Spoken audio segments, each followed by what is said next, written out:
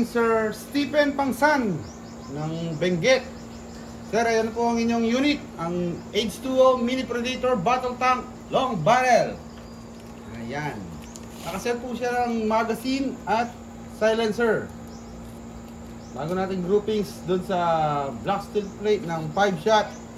Okay. Dun sa black steel plate, sir. Okay. First shot. 1. Second shot. Okay. Third shot. Fourth.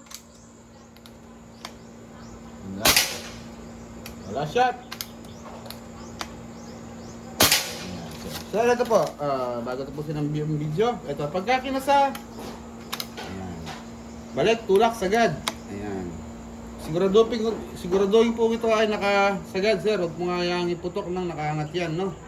Importante po, tandaan nyo na lang po yung video. O, ulit-ulit nyo. Ayan, ganyan. Ngayon, kapag ka nakamagasin ka, sir, itong bagay na to. Halimbawa nga yung mong iputok, dito mo siya tatanggalan ng pagkakakasa. Pigilin mo, tapos kalabitin ng gatilyo. Ayan.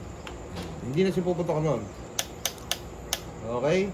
Ngayon, kung gusto mo siyang iputok, dito pa rin, sa dikaker. Wag mong gagalawin to, lalong-lalo na kapag nakamagasin ka, nakapagkasa ka ng isang beses. Dito lang lagi. Okay? Tapos ito ang kanyang kargahan. Ang regulator, output, 1.8.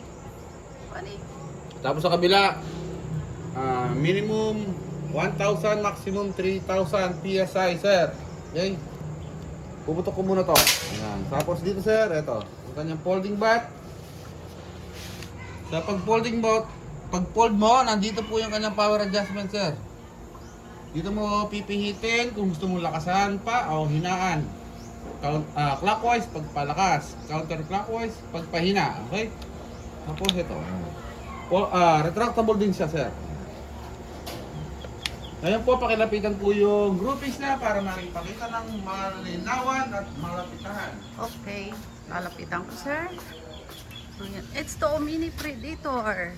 Long tank. Mga bago natin Mini Predator. Okay. Sir, yung ano niya, tama niya. Okay, maraming salamat po.